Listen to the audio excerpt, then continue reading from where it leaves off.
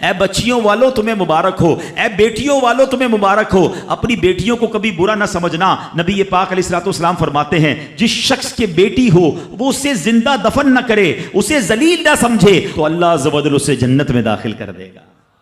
ایک اور جگہ نبی پاک فرماتے ہیں اللہ اکبر، یہ حدیث تو میں کہتا ہوں ختم ہے نا، اس کے بعد الفاظ ہی نہیں بچتے۔ بہت ساری بیٹیوں کی فضیلت کی حدیث ہے، مگر یہ حدیث ادھر جا کے لگتی ہے، دل کو چھو لیتی ہے۔ سنو تو صحیح اس کے الفاظ کیا ہیں۔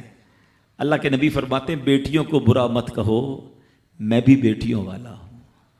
ہائے ہائے، ختم ہو گئی نا بات ہے۔ اللہ کے نبی نے صلی اللہ تعالی وسلم نے اپنی نسبت بیٹیوں کی طرف فرمایا میں بھی بیٹیوں والا ہوں۔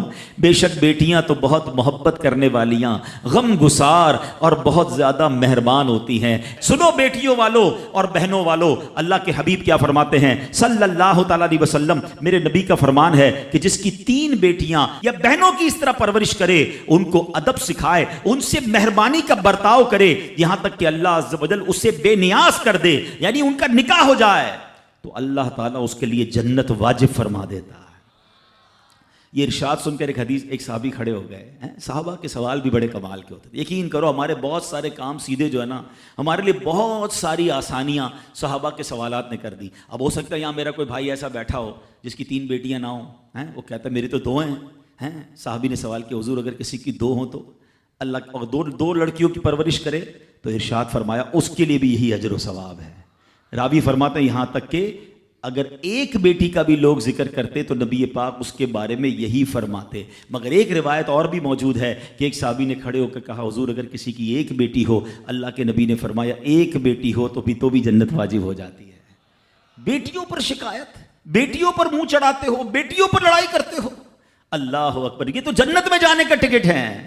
تو اپنی بیٹیوں سے پیار کریں۔ اور باپ جتنے بیٹھے نا، مجھے پتا ہے وہ میری بات کی تائید کریں گے، شاید پیدائش پہ منہ چڑھایا ہوگا کسی نے، لیکن آج بھی باپ سے زیادہ کلوز بیٹی ہی ہوتی ہے۔ پیار وہ باپ سے بیٹی ہی کرتی ہے، گھر جاؤ تو بیٹی باپ کا انتظار زیادہ کرتی ہے۔ اور اسلام عورتوں کے حقوق کی شاندار انداز سے بیان کرتا ہے۔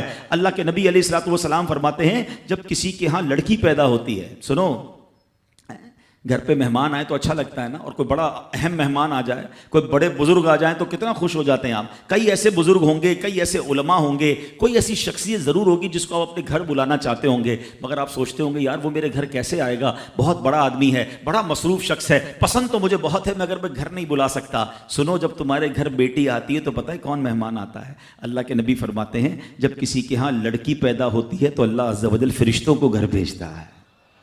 ہاں، آپ کے گھر فرشتے آتے ہیں اور کیا کہتے ہیں؟ فرشتے آ کر کہتے ہیں اے گھر والوں تم پر سلامتی ہو۔ پھر فرشتے اس بچی کو اپنے پروں کے سائے میں لیتے ہیں، اس کے سر پر ہاتھ پھیرتے ہوئے کہتے ہیں یہ کمزور سی جان ہے جو ایک کمزور جان سے پیدا ہوئی ہے، جو شخص اس کمزور جان کی پرورش کی ذمہ داری لے گا تو قیامت تک مدد خدا اس کے شامل حال رہے گی۔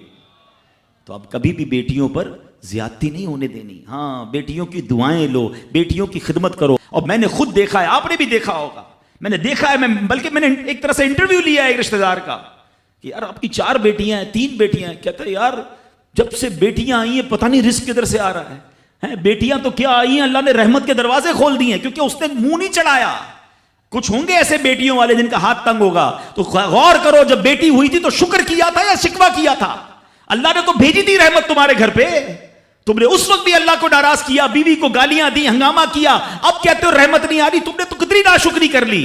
اگر تم سجدہ شکر ادا کرتے، اللہ کی بارگاہ میں رضا راضی رہتے، اللہ بیٹیاں تو دیتا مگر تم پر رحمت کے اور دروازے بھی کھول دیتا۔